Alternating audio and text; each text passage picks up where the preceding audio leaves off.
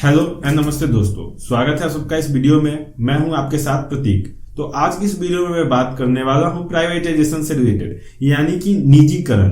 Bank काफी निजीकरण में जाने वाले हैं, यानी प्राइवेट होने वाले हैं। इसको लेकर काफी चिंताएं देश में जताई जा रही है।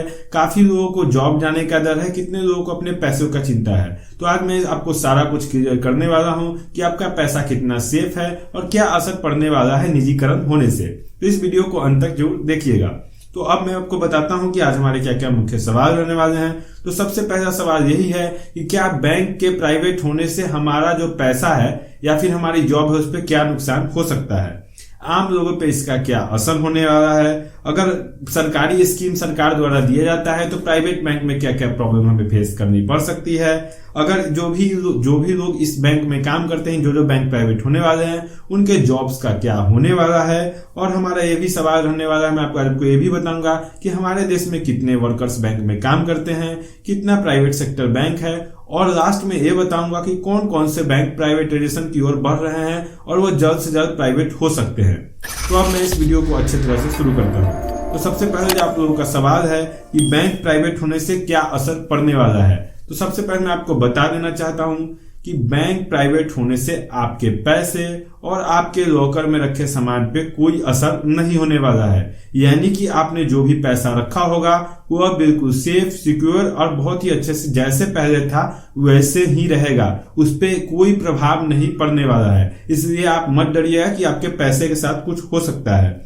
इसके बाद जो दूसरा मेन बात मैं आपको बताना चाहूंगा कि ऐसा क्यों है, क्योंकि हमारे देश में जो प्राइवेट बैंक है या फिर वो निजी बैंक, प्राइवेट बैंक हो या वो सरकारी बैंक हो, दोनों आरबीआई के अंदर आता है। आरबीआई एक इंडियन गवर्नमेंट के अंदर आने वाली संस्था है, इसलिए यहाँ पे आपको कोई डरने की जरूरत नहीं होने वाली है।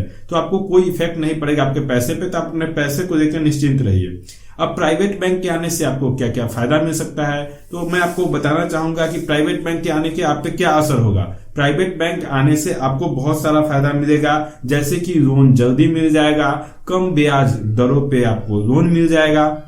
क्योंकि जो प्राइवेट बैंक्स होते हैं वो न्यू कस्टमर्स को ज्यादा तवज्जो देते हैं, वो आपको ज्यादा आगे रखना चाहते हैं कि नए कस्टमर को जल्द से जल्द अट्रैक्ट करें, इसलिए कम ब्याज दरों पे वो लोन देंगे, तो उससे आपको फायदा हो सकता है। इसके बाद जो ऐसा में एक नुकसान भी है कि अगर सरकार यानी कि अगर आरबीआई रेपो रेट कम करती है जिसमें आपको ब्याज दरों में छूट देने की बात आती है, तो वैसे कंडीशन में जो हमारा सरकारी बैंक होता है वो तो छूट कम कर देता है, लेकिन जो प्राइवेट बैंक होता है वो इसमें आनाकानी करता है। इस बात को हम इस तरह से समझ सकते हैं कि अगर रेपो रेट को कुछ कम किया जाता है तो ऐसे कंडीशन में जहां पे जो सरकारी बैंक है वो आपका 9500 रुपए तक ब्याज दर कम कर देंगे, वहां पे आपको 5500 रुपए ही प्राइवेट बैंक करते हैं। तो ऐसा नॉर्मली देखा जाता है, तो ये आपके लिए एक नुकसान का सौदा होने वाला है। इसके बाद मैं आपको बताता हूं कि प्राइवेट बैंक आने से क्या क्या घाटा होता है। प्राइवेट बैंक में क्या होता है कि कुछ जो प्राइवेट बैंक है वो 15 से 20 अगर आप यूपीआई मनी ट्रांसफर करते हैं तो आपको 5 से 10 से 20 रुपए तक का चार्ज लगा देती है। या फिर अगर आप एटीएम से ज्यादा ट्रांजेक्शन करते हैं तो भी आपको चार्ज भरना पड़ सकता है। तो काफी सारे रूल्स या फिर मिनिमम अमाउंट रखने का रूल्स भी प्राइवेट बैंक ज्यादा लगाती है। तो ऐसे कंडीशन में आपको नुकसान भुगतना पड़ सकता है और आपका ज्यादा पैसे कटेंगे, तो ये एक नुकसान हो सकता है। और उसमें जो हमारे जो पुराने जो कस्टमर्स होते हैं उनको प्राइवेट बैंक कम तवज्जो देती है, और खासकर जो भी सरकारी स्कीम आप लोगों के लिए लाया जाएगा सरकार की तरफ से, उसे प्राइवेट बैंक ज्यादा से ज्यादा इग्नोर करती है, अपने पास नहीं आने देती है। वो सोचती है कि सरकारी बैंक से ही काम हो जाए, वो हमेशा अपना फायदा ढूंढती है। तो ऐसे कंडीशन में आपको थोड़ा नुकसान उठाना पड़ सकता है सरकारी स्कीम्स को लेकर, लेकिन इससे ज्यादा घबराने की जरूरत नहीं है। अब हम लोग आते हैं बैंक वर्कर्स को लेके, जिनके जॉब को प्रॉब्लम है, जिनके जॉब में इशू हो सकता है, ठीक, जिनके जॉब पे क्या असर पड़ सकता है। तो सबसे पहले मैं आपको जानकारी के लिए बता दूं कि देश में अभी 13 लाख बैंक वर्कर्स है। 13 लाख ऐसे लोग हैं हमारे देश में जो कि 13 लाख जो कि काम कर रहे हैं बैंकों में, जिसमें से 4.2 लाख ऐसे लोग हैं जो कि केवल प्राइवेट बैंक में काम करते हैं।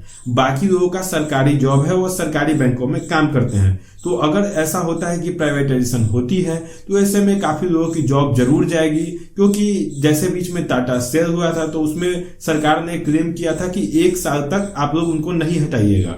ऐसा टाटा को बोला गया था, तो टाटा बड़ी कंपनी थी वो मान गए।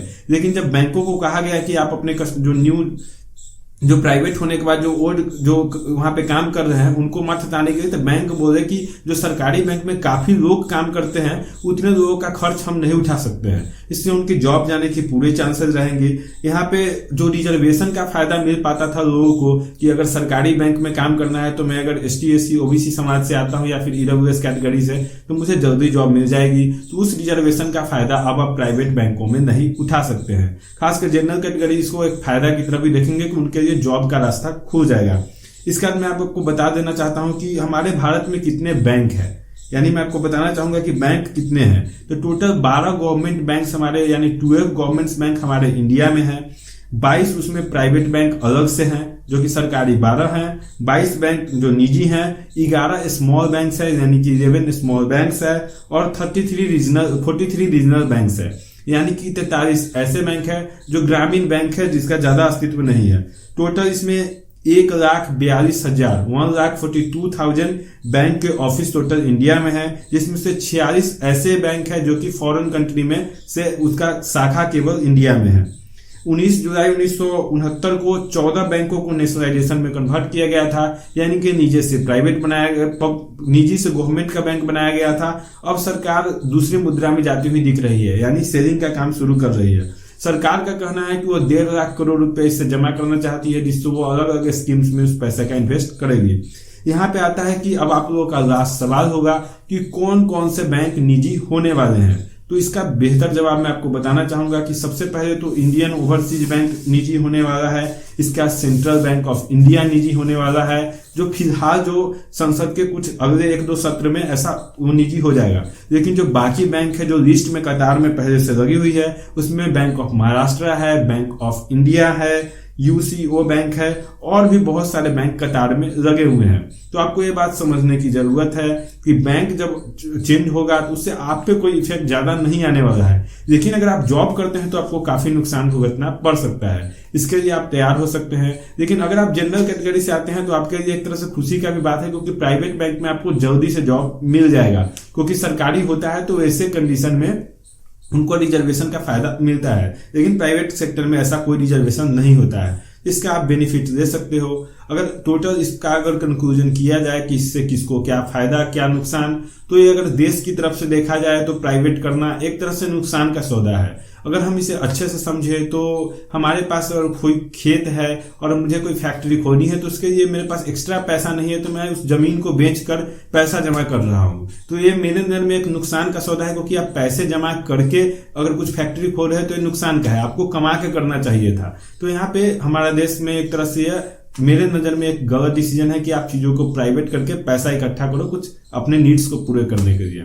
इस वीडियो को देखने के लिए बहुत बहुत धन्यवाद, और चैनल को सब्सक्राइब करना चाहें तो आप जरूर कर दीजिएगा। वीडियो अच्छा लगा तो इसी तरह के वीडियो देखने के लिए हमें फॉलो करें इंस्टा पे, यूट्यूब पे, और चैनल को सब्सक्राइब करना कभी मत भूलें। धन्यवाद।